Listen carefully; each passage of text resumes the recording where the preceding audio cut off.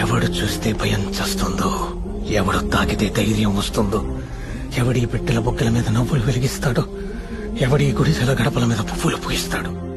మహేష్ బాబు మహేష్ బాబు మహేష్ బాబు మహేష్ బాబు మహేష్ బాబు. ఒకప్పుడు కృష్ణ గారి అబ్బాయి మహేష్ బాబు, కానీ ఈ రోజున మహేష్ బాబు తండ్రి కృష్ణ గారు అనిపించుకునే స్థాయికి మహేష్ బాబు వస్తున్నారు.